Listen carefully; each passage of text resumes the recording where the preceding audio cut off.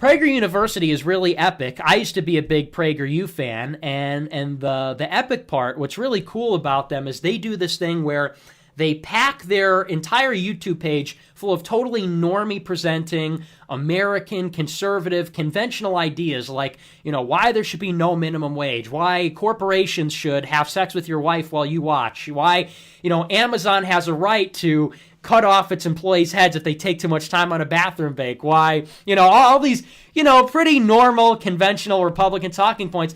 And then in between all those ones where, maybe a Turning Point or a Yale-type conservative can say, okay, yeah, I like that. They're pro-free market, they're pro-traditional values, so on.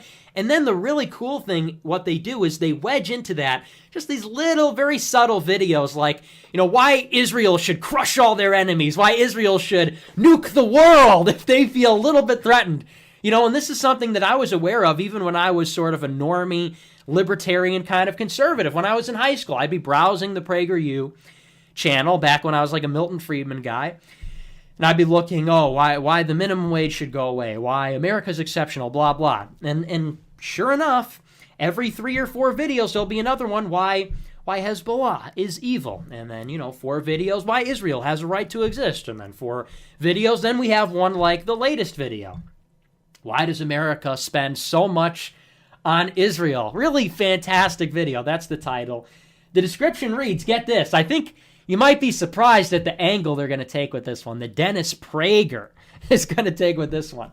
The description for the video says, quote, with so much that must be done at home in the United States, like the opioid epidemic and wages are stagnant and, people are killing themselves, life expectancy is going down, education's in the toilet, crime is horrible, illegal immigration's happening, we don't have a secure border. So, those kinds of things.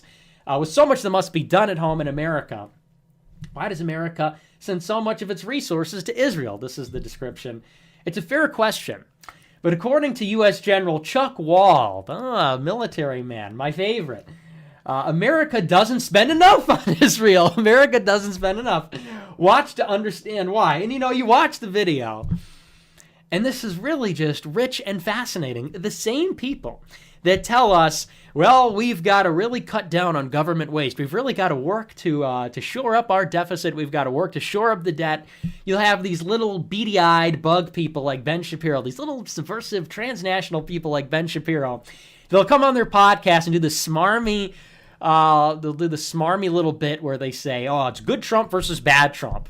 When Trump cuts taxes for big corporations, when Trump deregulates for Jewish corporations, good Trump, good guy. And then when Trump does something bad, like tries to help Americans with money for opioid epidemic, no, bad Trump, that's government overreach.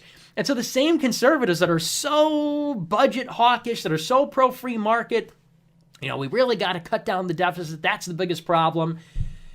$38 billion. For Israel. Now, the wall costs 17, 25 for the whole package, but 17 for the wall. $38 billion for 10 years.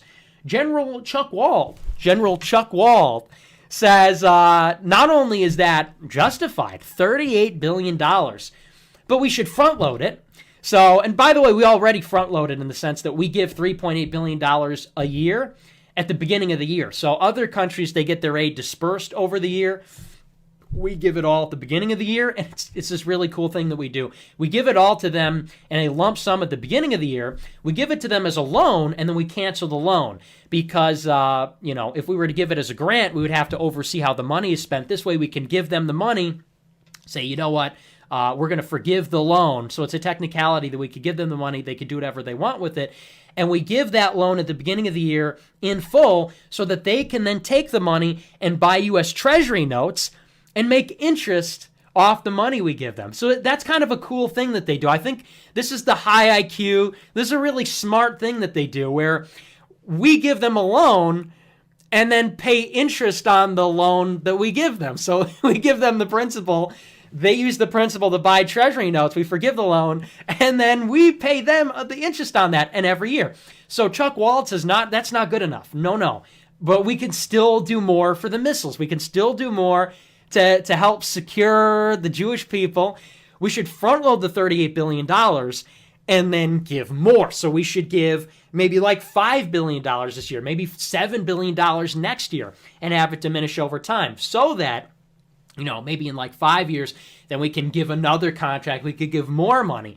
And it's fascinating to me because the reason he gives for why we should give all this money to the country, it's the same Will Chamberlain argument. I've debated a lot of people on this subject. Jacob Wool, Will Chamberlain, Aaron Bandler, I believe one other. And the same point is always raised. Well, we give them all this money, but they buy American planes with it. They buy equipment with it. So actually, even though we give the money to them and they make interest and we're giving them tons and tons of money, but they're using it to buy American-made arms, so it's stimulating the American economy. And I say, that's actually a really good point. But here's something maybe you didn't think of. What if we just kept the money? What if we just, it's like when you get a paycheck, you get paid what? When I was working at UPS, I made $150 a week. Okay, you get paid $150 for the week. You can give your whole paycheck to me, and then I'll give you $100 back. So even you're helping me, and also you're getting the money back anyway. Well, hold up. What if I just kept the money? So that's kind of silly, but he's got more arguments. He says, quote, I can easily defend why America supports Israel on moral grounds alone. This is his justification on moral grounds. I've been there on numerous occasions. It's a good and decent country. Given the neighborhood it lives in, I find that both remarkable and admirable. Oh, okay. Good and decent. $38 billion for you. Hey, good and decent. And, you got it really rough. You're in a rough neighborhood. Here's $38 billion. Well, that's kind of interesting. When I move out, I'm not a rich guy. When I move out of the house, I'll probably have to move into a rough neighborhood.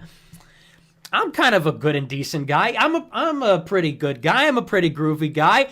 If I move into a rough neighborhood, like a black neighborhood or something, am I going to get money from Israel? Am I going to get money from the government? Hey, can I get $1 million from the government? I'm a good and decent guy living in a rough neighborhood. It's moral grounds. Can I get $1 million from the government, please? Can I get a million from a Jewish bank, $1 million from the San Francisco Jewish Federation? Can I get a little bit of coin there? Come on, on poll, they forged my 23andMe and said I had Sephardic DNA. Is that good enough? Can I? Probably not. And, all of this is to say, the go-off juice, enough is enough with this stuff. The right has to move forward. We cannot be party to this nonsense. This is ridiculous anymore. The right must be nationalist. The right must be America first. Now, in other countries, I'll give a little bit more leeway. In Brazil, Bolsonaro was very pro-Israel. In Italy, Salvini's very pro-Israel. I'll give a little bit of leeway for them because Brazil does not have the biggest military in the world. Italy does not have $4 trillion in tax revenue every year. When the Zionists go to Brazil and Italy, really, what is there to gain for them? There's a lot that the Zionists give, and what does Brazil give?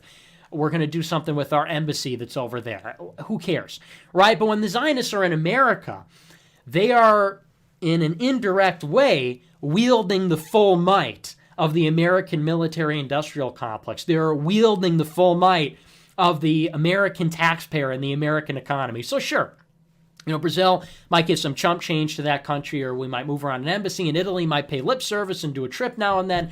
But that's sort of, it's not the best thing in the world, but it's not the end of the world. But when these people come over here, and you clearly see what happens, and they start these publications and lobbying firms, and they do this thing with media, and they pass laws, clearly, it's a little bit different. America has big power. America has big responsibilities. Enough is enough. Time to keep these people out. And it's shocking to me how the rank and file of conservatives can go along with it. I get evangelicals are like brainwashed by the Schofield Bible or whatever, and they have this perverted and warped belief that, Israel, the modern state of Israel, is somehow connected to the Bible, and so we have to be really nice to them, and we have to give them, no matter what they do to us, we have to give them money. But the Israelis don't care for evangelicals. If you look at any of the opinion polling in terms of religions and their preferences for other religious groups, the highest rating that one religious group has given to another religious group, you might be surprised to hear this, Jews to other Jews. The least favorable rating from one religion to another religion is Jews' rating of evangelicals. So isn't that kind of interesting? So the evangelicals, they love the Zionists. They love them. They give them very high marks. This is not reciprocated. In fact, it's quite the opposite. They have very low ratings. And we see this kind of thing that happens all day long. And so that's our country. We just, I guess, got to go along to get along. I often ask myself, should I just taken the trip to Israel? Would I have had a better life? Perhaps I could have. Perhaps I'd be a little bit more wealthy. Perhaps I wouldn't have to deal with the Nealon, Little, Spencer Brigade. I could just kind of ignore them safely like Cassie Dillon and others do. But this is the world that we live in, and I don't think that's the way it should be. Hopefully we'll see some resistance to this, but honestly, I said this last week, everybody got all bent out of shape. It's not likely because Prager University, Breitbart, CRTV / The Blaze, The Rebel. I mean, you look at every major right-wing online media source, and it's either run by Jewish Zionists, in the case of all of those groups, or it's run by people sympathetic to Jewish Zionists, in the case of Fox News, The Caller, whatever. All two of them, right? The Examiner, so three, right? Three that are exempt. But they're still under heavy influence. And the right-wing movement in America, we cannot abide this hypocrisy any longer. The inconsistency is glaring. The betrayal of values is glaring. And this is really, I think, where our kind of movement is going to, if it's allowed to, take off. If we're able to have access to social media, if we're able to have access to these channels, because it's true and it's obvious for anybody to see. It's getting increasingly obvious.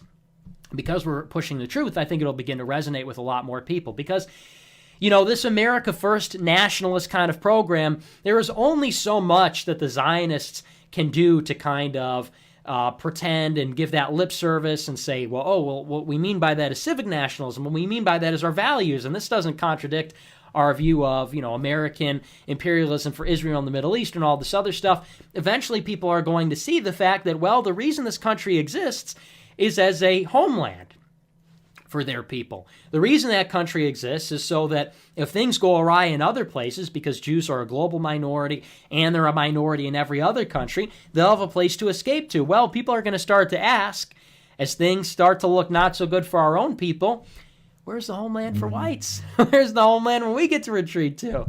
For us, that's anathema to say that in public. That's white nationalism. God forbid you come out as a white nationalist. For them, it's Zionism. To criticize Zionism is now against the law.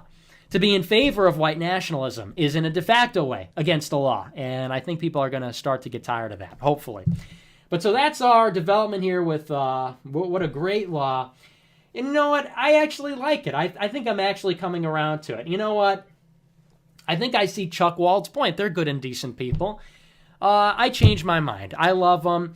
My on-the-record position for Jared Holt and for the ADL and the SPLC and for YouTube is, you know what? The law is good. Anybody who criticizes Israel, you know what?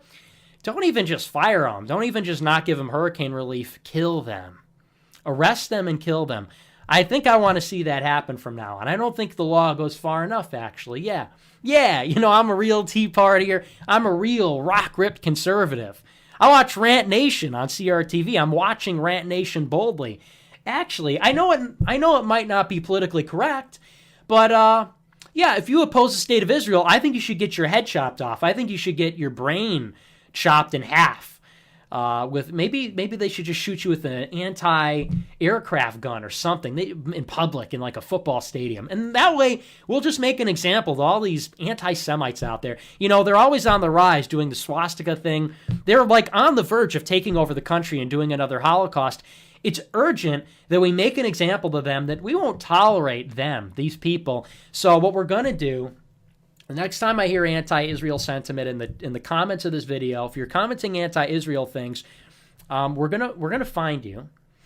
We're going to dox you. The Mossad will find you. Don't even try VPN, anything like that. We already know where you live.